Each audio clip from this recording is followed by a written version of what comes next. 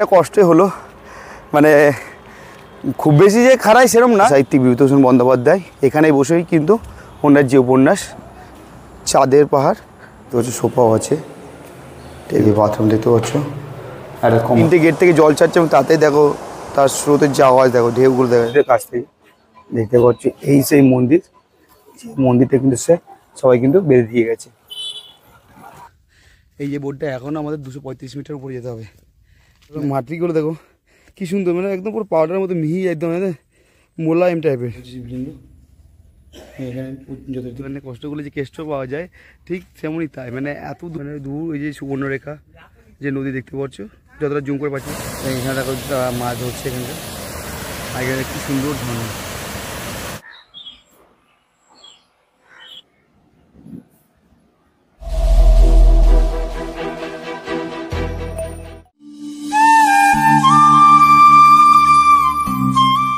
Flashback. শুভবত আমার মিষ্টি বন্ধুরা, আশা করি তোমরা যে যেখান থেকে ভিডিওটা দেখছো সবাই ভালো আছো। তো আমাদের আজকে ঘাটশিলা ট্যুরের যে নেক্সট ডে, মানে সেকেন্ড ডে। তো সকাল সকাল তোমাদের সঙ্গে চলে এলাম, তো এখন ঘড়ির সময় সকাল 9টা বাজে।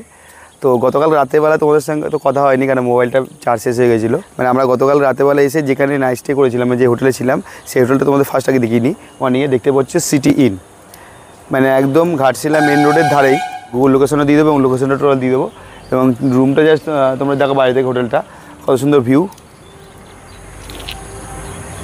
এবং দূরে দেখতে পাচ্ছ চারিদিকে গাছপালা গাছপালা, এবং দূরে সবুজ সবুজ পাহাড়, মানে অসাধারণ কিন্তু একটা ভিউ। হোটেলটার ভিতরে এন্ট্রি করে তোমাদের দেখাই এখানে ভিতরকার ডেকোরেশন কী আছে, ইন্টেরিয়ার। ঢুকে প্রথম দেখতে হবে এখানে রিসেপশান, এই যে এখানে রিসেপশানের কন্ট্যাক্ট নাম্বার আছে, এবং এখানে হোটেল যে চেক ইন টাইম 10টা সকাল, এবং চেক আউট টাইম দেখতে পাচ্ছ সকাল 9টা। তো হোটেলের রুমটা আমি দেখিয়ে দিই, আমরা যে রুম রয়েছি। এই যে আমাদের রুম নাম্বার হচ্ছে দেখতে পাচ্ছ 107। চল ভিতরে এন্ট্রি করছি, এই তোমার দেখায় দেখ এরকম ঢুকে কত সুন্দর। এটা তোমার এসি রুম, তোমরা চাইলে এটাকে এসি রুম তোমার।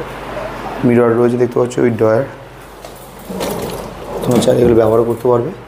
এবং এই চারিদিকে দেখো বাইরে জানলা খুললেই তোমরা কিন্তু একটা বাইরের ভিউ কিন্তু উপভোগ করতে পারবে, মানে অসাধারণ। এবং বিছানাতে তোমাদের একটা করে ব্ল্যাঙ্কেট দিয়েছে এবং দুটো বালিশও দিয়েছে।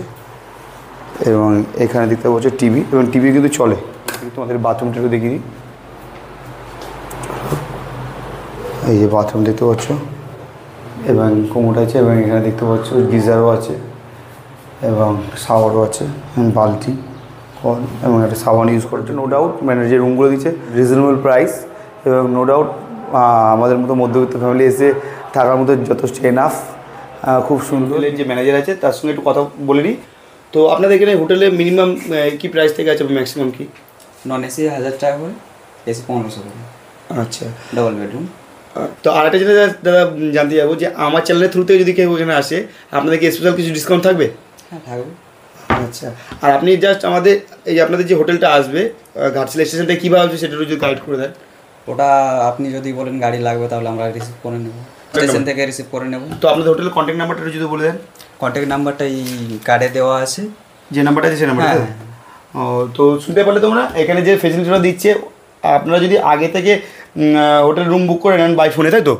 তো তাহলে কিন্তু ওরা কিন্তু একদম স্টেশন থেকে আপনাদের রিসিভ করে নেবে, তাই তো? হ্যাঁ একদম। সাইট সিনের জন্য গাড়ি হয়ে যাবে।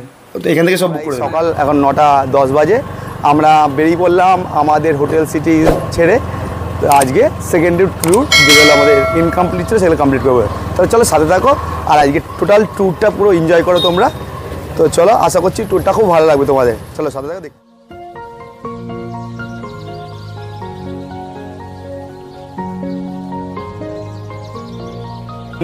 প্রথম ফার্স্ট স্পট যেটা ফুলডোংরি স্পট, তো সেই স্পটে আমরা চলে এসেছি। তো চলো, আমরা জাস্ট দেখতে পাচ্ছি চারিদিকটা, মানে চারিদিকে শুধু গাছ আর গাছ। তো চলো, কিছুটা ট্রেকিং করতে হবে আমাদের। তো অনেকটা কষ্টই হলো, মানে খুব বেশি যে খারাই সেরম না, যেহেতু অনেকটা খাড়া আছে বলে একটুখানি কষ্ট হবে, সেমন কিছু না। মানে এই কষ্ট, এই প্রাকৃতিক সৌন্দর্য দেখলে কিন্তু সবটাই কিন্তু ভুলে যেতে হবে। আমরা চলে এসেছি সেই ফিল ডিগ্রি যে হিল পয়েন্ট। এই দেখতে পাচ্ছি চারিদিকে শুধু বাগান আর বাগান, যেদিকে তাকাবে না কেন। এবং এই সেই জায়গাটা যেটা বিশেষত সাহিত্যিক, কথা সাহিত্যিক বিভূতিভূষণ বন্দ্যোপাধ্যায়। উনি কিন্তু বসে এখানেই বসে ওনার সেই উপন্যাস চাঁদের পাহাড়, যেটা জনপ্রিয় কবি, সেটা কিন্তু এখানে রচনা করেছিলেন। এবং দেখতে পাচ্ছ এখন হয়তো আর কালী নিয়মও সেগুলো সবটাই হারিয়ে গেছে। হয়তো আমরা তখনকার দিনের আজ থেকে 70-75 বছর আগে বা 80 বছর আগেকার সেই ইতিহাস আমরা হয়তো দেখতে পারবো না চোখে নিজের, কিন্তু সেই জায়গাগুলোর অস্তিত্ব কিন্তু এখনও আছে। এই সমস্ত জায়গাগুলোই তার সাক্ষী। বন্ধুরা, তোমাদের কিন্তু এই সমস্ত প্রাকৃতিক সৌন্দর্য এবং সেই তখনকার দিনের স্মৃতি বিজড়িত জায়গাগুলো যদি উপলব্ধি করতে হয়, নিজের চোখের সামনে থেকে অনুভব করতে হয়, তাহলে কিন্তু তোমাদেরকে অবশ্যই আসতে হবে এই যে ঘাটশিলা শহর এবং তার সেই পয়েন্ট ফুলডুঙরি পয়েন্ট। তো চলো আমরা আমাদের নেক্সট ডেস্টিনেশন, আমাদের ফুলডুঙরি থেকে আমাদের পরের ডেস্টিনেশন আমরা বৈষ্ণবদেবী টেম্পল, মানে বৈষ্ণবদেবী মন্দিরে চলে এসেছি। আমাদের আধা ঘন্টার মতো সময় লাগলো আসতে। তো চলো, দেখতে পাচ্ছ আমার পেছনে মন্দির। তো চলো মন্দিরটা তোমাদের ঘুরে দেখো। তো দেখতে পাচ্ছে এই মন্দির, আর এই যে ন্যাশনাল হাইওয়ে NH 18 এবং তার ঠিক উল্টো দিকে মন্দির।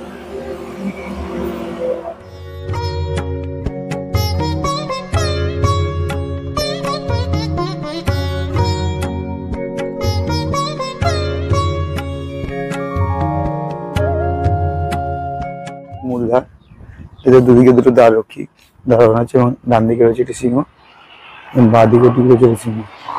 হচ্ছে মূল মন্দির।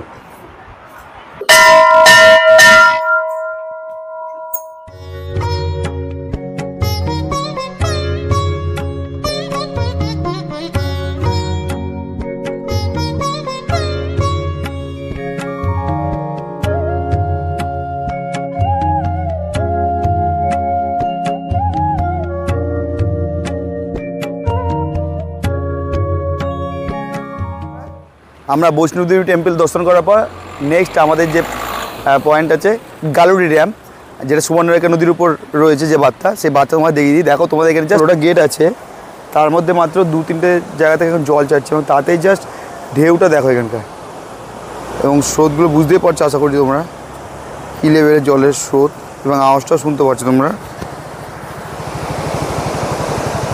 এখন যেহেতু বর্ষাকাল এবং যার ফলে কিন্তু জল কিন্তু এখানে ভর্তি, এবং যার ফলে মাত্র 3টে গেট থেকে জল ছাড়ছে এবং তাতেই দেখো তার স্রোতের যে আওয়াজ, দেখো ঢেউগুলো দেখা যাচ্ছে। জেলেরা জুম করে দেখায়, তোমরা দেখতে পারবে, দেখা করে তারা কিন্তু এর মতো মাছ ধরতে ব্যস্ত নদীর জলে।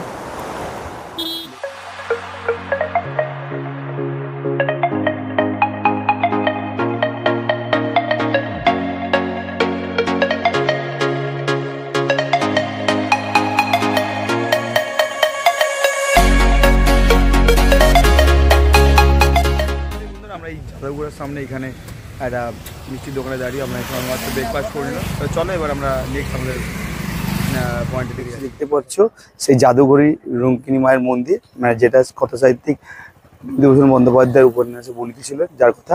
তো চলো আমি মন্দিরের ভিতরে প্রবেশ করে তোমাদেরকে দেখাই।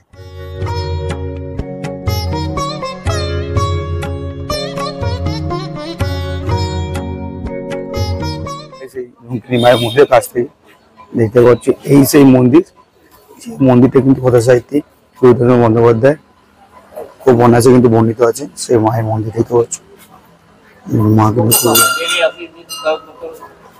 সব দেবদেবীর মূর্তি কোথায় করা রয়েছে মন্দিরের গায়ে, উপরে মা দুর্গা,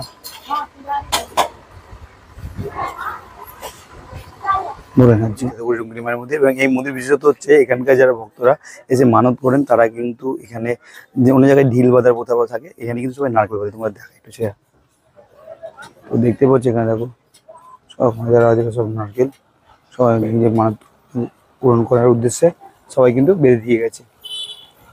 এই দেখতে পাচ্ছি মন্দির পাশে একটা রাধাকৃষ্ণ মন্দির আছে, সেটা তোমাদের দেখাই। চলো এর ভিতরে প্রবেশ করি।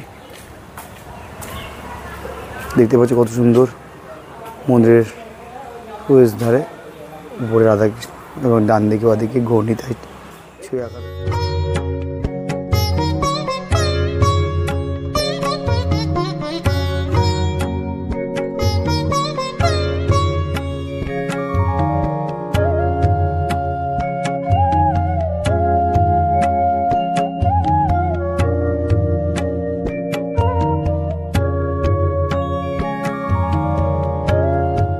আমরা আমাদের নেক্সট ডেস্টিনেশন চলে এসেছি সিদ্ধি টেম্পল। মানে সিদ্ধেশ্বরী টেম্পেলে উঠবো আমরা, উপরের দিকে যেতে হবে আমাদের। তো চলো, দেখতে পাচ্ছি একদম পাহাড়ে ঘেরা, গাছপালাতে ঢাকা সব পুরো পরিবেশ। না আমাদের আবার ট্রেকিং করতে হবে। তো ট্রেকিং করে উপর দিকে আমরা সিদ্ধেশ্বর শিব মন্দির, এটা শিব মন্দির 658 মিটার উপরে আমাদের এখানে উঠতে হবে। তো চলো, অলরেডি জায়গা ট্রেকিং শুরু করে দিয়েছে, এবার আমিও উঠবো। মানে রাস্তা দেখলে বুঝতে পারবে যে পাহাড় কেটে এখানে যে রাস্তা বানানো হয়েছে। তো বন্ধুরা, আমরা এই সিদ্ধেশ্বর টেম্পল যাওয়ার পথে, মানে আমাদের এখন 460 মিটার উপরে যেতে হবে। তার আগে এখানে দেখতে পাচ্ছি একটা বোর্ড, এবং এই যে ঘরটা দেখতে পাচ্ছ, এখানে কিন্তু আমাদেরকে এন্ট্রি করে দিতে হবে। মানে যারা যারা যাচ্ছে উপরে তাদের নাম দিয়ে, ফোন নাম্বার দিয়ে, ঠিকানা দিয়ে এন্ট্রি করতে হবে। এবং ওরা একটা মন্দির উন্নয়নের জন্য একটা চাঁদা কাটছে 30 টাকা করে, দেখতে পাচ্ছি এরকম একটা রসিদও দিচ্ছে। তো চলো, আমরাও কেটে নিয়েছি, এন্ট্রি করে নিয়েছি, এবার আমরা উপর দিকে যাবো। চলো, কিন্তু যত উপরে উঠছে ততটা কিন্তু আস্তে আস্তে খারাপ হয়ে যাচ্ছে রাস্তাটা। তো এই ট্রেকিংটা করতে করতে কিন্তু সেই কেদারনাথের কথা মনে পড়ে যাচ্ছে। জানি না আবার বাবা কবে ডাকবে, আবার কবে যাওয়ার সুযোগ হবে। তো তোমরা ভালোবাসা এবং সাপোর্টিংটা দিতে থাকলে, যদি আমার চ্যানেলটা খুব তাড়াতাড়ি যদি মনিটাইজিং হয়ে যায়, তাহলে অবশ্যই কথা দিচ্ছি তোমাদেরকে সাথে নিয়ে আবার যাবো সে বাবা কেদারনাথের ধাম। চলো বন্ধুরা, এখানকার দেখো এই যে বালির পাথরের মাটিগুলো দেখো কি সুন্দর, মানে একদম পুরো পাউডারের মতো মিহি, একদম মোলায়েম টাইপের। দেখতে পাচ্ছ তোমার হাতে, এটা তোমার ক্লোজ দেখো, অভ্রের মতো যখন হয়, আর গ্লেজও আছে, বেশ ভালো লাগছে। কিন্তু বন্ধুরা, তোমরা দেখতে পাচ্ছ মানে অনেকটা হাঁপিয়ে গেছি। এই দূর থেকে দেখো বাবার মন্দির দেখা যাচ্ছে। প্রায় 20 মিনিট 25 মিনিট আমরা কিন্তু হেঁটে উঠতে হলো উপরে, অনেকটাই খাড়াই ছিল। ঠিক এই যে বাবার মেন মন্দির, প্রধান মন্দির দেখতে পাচ্ছ, এটা ভোলেনাথের যে শিব মন্দির দেখতে পাচ্ছ। এখানে কিন্তু যদি পুরোহিত মশাই রয়েছেন এবং পুজো দিচ্ছে। আর ভিতরে প্রবেশ করে দেখায় বাবার মন্দিরটি, দেখতে পাচ্ছ সুন্দর একটা বাবার লিঙ্গ রয়েছে, শিবলিঙ্গ। এখানে যথারীতি পূজা হয়। যে 25 মিনিটের মতো ট্রেকিং করে শেষমেশ আমরা যে 658 মিটার উপরে উঠেছি, এবং উঠে যে কষ্টের যে ফল, মানে কষ্টগুলো যে কেষ্ট পাওয়া যায়, ঠিক তেমনই তাই। মানে এত দূর উঠে, এত হিল পয়েন্ট উঠে, মানে এই দূর থেকে নিচের ভিউগুলো যাচ্ছে দেখো, মানে অসাধারণ ভিউ। মানে দূর যতদূর তোমরা দেখতে পারবে, দেখতে পাচ্ছ। মানে আমরা যে ব্রিজটা এসেছিলাম, মানে দূর ওই যে সুবর্ণরেখা যে নদী দেখতে পাচ্ছ, যতটা জুম করে পাচ্ছি, এবং তার উপর দিয়ে যে ব্রিজ বয়ে গেছে দেখতে পাচ্ছ তোমরা। আমাদের যে সিদ্ধেশ্বর মন্দির আমরা ঘোরার পর আমরা চলে এসেছি আমাদের পরবর্তী সাইড, HCL রিভার সাইড। দেখতেই পাচ্ছ, তোমাদের দেখায় তোমাদেরকে আমরা যে HCL রিভার সাইডের পিছনটা, আমাদের এই পিছনেই দেখতে হচ্ছে HCL রিভার সাইড। তো চলো, যেটা রাতমোহনা বলা হয়। তো চলো তোমাদেরকে নিয়ে গিয়ে দেখায়। তো দেখতেই পাচ্ছ, এটা হচ্ছে HCL রিভার সাইড, এবং এখানে দেখতে পাচ্ছ যারা জেলেরা আছে, তোমাদের সেই ব্রিজ থেকে যখন দেখাচ্ছিলাম সেরকমই জেলেরা কিন্তু মাছ ধরছে। দেখো এটা তোমরা বুঝতে পারবে, কত সুন্দর লম্বা ধরনের নৌকো। এখন যেহেতু প্রচুর পরিমাণে জলের বেগ, যার জন্য ওদের নৌকো কিন্তু এখন ডাঙায়। তুমি দেখতে পাচ্ছ তাদের নৌকো ধরনগুলো সব কি সুন্দর লম্বা ধরনের নৌকো। এবং এখানে দেখো এটা কি সুন্দর একটা ঝর্ণা নামছে, দেখো উপর থেকে, পাহাড় থেকে, সেটা খুব সুন্দর দেখাচ্ছে। এখানে কিন্তু অনেকে জাল দিয়ে মাছ ধরছে, কাজে চলে এসেছে, এবং যা সেটা কাজ থেকে উপভোগ করছি। মানে এইগুলো কিন্তু আমরা আমাদের ওখানে পাবো না, যেগুলো উপভোগ করতে হলে কিন্তু আমাদেরকে এই ঘাটশিলায় আসতে হবে। এবং অসাধারণ কিন্তু আমাদের যে HCL রিভার সাইড পয়েন্ট, সে রাতমোহনা, সেটা আমি তোমাদেরকে দেখিয়ে দিলাম। তোমাদের কেমন লাগলো সেটা আমাকে কমেন্টস করে অবশ্যই জানিও। তো চলো বন্ধুরা, এবার আমরা নেক্সট পয়েন্টের দিকে আমরা এগোচ্ছি। তো বন্ধুরা, আমরা HCL রিভার সাইড দেখে আসার পর আমরা এসেছি রামকৃষ্ণ মিশন। তো দেখতে পাচ্ছি আমার পিছনে। তো চলো রামকৃষ্ণ মিশনের ভিতরে ঢুকে তোমার রামকৃষ্ণ মিশনটা দেখায়।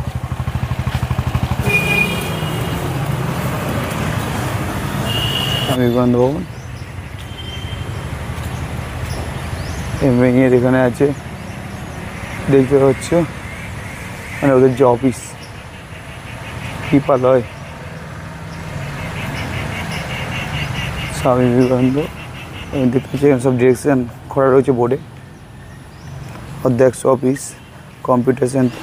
এই যে সামনে যে মন্দিরটা দেখছে, এটা হচ্ছে রামকৃষ্ণ পরমহংসদেবের মন্দির, যেটা কিন্তু এখন বন্ধ রয়েছে। দেখতে পাচ্ছ, এটা কিন্তু এখন বন্ধ রয়েছে।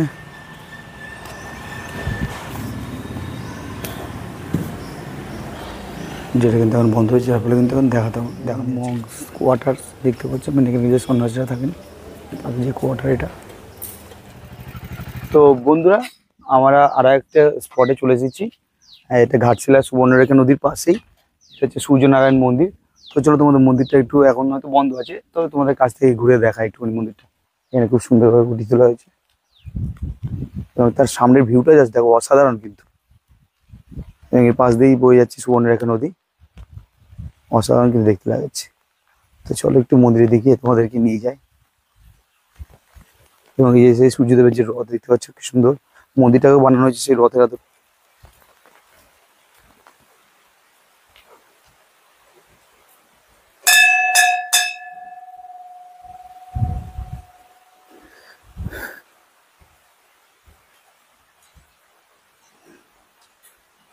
এই যে মূর্তিটা দেখতে পাচ্ছ,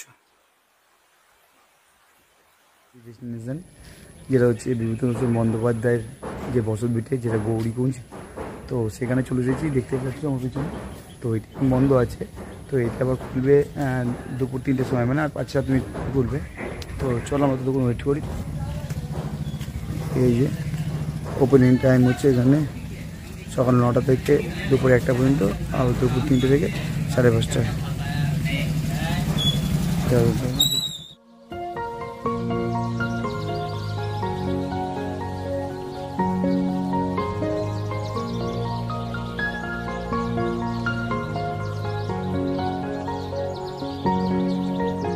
আমরা শেষমেশ সুযোগ হলো, আমাদের এটা খুললো যে গেটটা, যে গেটের যে দায়িত্বে থাকেন উনি এসছেন। তো চলো তোমাদেরকে একটু ভিতরটা ঘুরে ঘুরে দেখায়।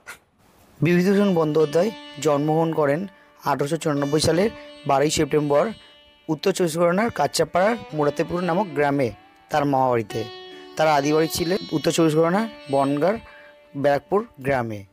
তিনি শৈশবে পিতা মহানন্দ বন্দ্যোপাধ্যায়ের হাতেই তার পঠন পাঠন শুরু হয়। তার পিতা মহানন্দ বন্দ্যোপাধ্যায় ছিলেন সংস্কৃত পণ্ডিত। এরপর তিনি নিজে গ্রামের বিভিন্ন পাঠশালায় পঠন পাঠন করার পর বনগাঁ উচ্চ ইংরেজি বিদ্যালয়ে ভর্তি হন এবং সেখানেই অবৈতনিক শিক্ষার্থী হিসাবে শিক্ষা লাভ করেন। এরপর হঠাৎ 1911 সালে তার পিতা মনোহর বন্দ্যোপাধ্যায়ের জটিল রোগে আক্রান্ত হয়ে নিজ গৃহেই পরলোক গমন করেন। এরপর তিনি নিজের সংসারের ভার গ্রহণ করার জন্য ডক্টর বিধুভূষণ বন্দ্যোপাধ্যায়ের শিক্ষকতায় নিয়োগ হন। 1919 সালে তার প্রথম বিয়ে হয় গৌরী দেবীর সাথে, কিন্তু 1 বছরের মধ্যেই তার প্রথম স্ত্রীর হঠাৎ মৃত্যু হয় এবং সেই শোকে তিনি প্রায় সন্ন্যাসে চলে গিয়েছিলেন। বিভূতিভূষণ বন্দ্যোপাধ্যায় আম খেতে চেয়েছিল বলে ভাই নুটবিহারী এইখানে একটি আম গাছ লাগিয়েছিল, যেটি এখন আর নেই, সেটি মারা গেছে এবং তার গুড়িটি এখনও এখানে রয়েছে। তার প্রথম স্ত্রীর মৃত্যুর পর একাকিত্বের খোঁজে শহরের কোলাহল থেকে দূরে এই ঘাটশিলায় এসে তিনি তার প্রথম স্ত্রী গৌরীদেবীর স্মৃতি উদ্দেশ্যে এই গৌরকুঞ্জ তৈরি করেন। গৌরকুঞ্জের ভিতরের দেওয়ালে তার জীবনের বিভিন্ন ইতিহাস চিত্র আকারে সব সুন্দরভাবে ফুটিয়ে তোলা হয়েছে। এরপর 1940 সালে তার দ্বিতীয় পত্নী রমাদেবীর সঙ্গে তার বিবাহ হয় এবং তিনি রমাদেবীকে নিয়ে এই ঘাটশিলায় গৌরীকুঞ্জে চলে আসেন এবং এই গৌরীকুঞ্জের ঘাটশিলা থেকেই তিনি তার জীবনের অনেক উপন্যাস, ছোট গল্প সমস্ত কিছু রচনা করেন। এরপর তিনি ঘাটশিলার ফুলডোংরি, ধারাগিরি এবং সুবর্ণরেখা নদীর তীরে বসে অনেক সাহিত্য এবং উপন্যাস রচনা করেছিলেন, যার জন্য তিনি আজও মানুষের মনে রয়ে গেছেন। তার বিয়ের 7 বছর পর তার একমাত্র পুত্র সন্তান তারাদাস বন্দ্যোপাধ্যায়, ডাকনাম বাবলু, তার জন্মগ্রহণ হয়েছিল। 1950 সালের 1 নভেম্বর তিনি ঘাটশিলাতেই হঠাৎ হৃদরোগে আক্রান্ত হয়ে মারা যান এবং ঘাটশিলাতেই তার শেষকৃত্য সম্পন্ন হয়েছিল। ঘাটশিলার গৌরীকুঞ্জে তার স্মৃতি বিজড়িত বিভিন্ন সামগ্রী এখনও খুব যত্ন সহকারে সংগ্রহ করে রাখা রয়েছে। তার বিভিন্ন উপন্যাস এবং লেখা সব সাহিত্যের বিভিন্ন পুস্তকের কপি সেখানে যত্ন করে রাখা রয়েছে এবং তার পরিহিত পোশাকটাও সেখানে যত্ন করে রাখা রয়েছে এবং তিনি যার জন্য মানুষের কাছে জনপ্রিয়তা অর্জন করেছিলেন, তার সেই চাঁদের পাহাড়, অপরাজিতা, আরণ্যক সমস্ত পত্রিকার এখানে কপি যত্ন করে রাখা রয়েছে এবং তার পরিবারের বিভিন্ন সব সদস্যের ছবিও এখানে রাখা রয়েছে।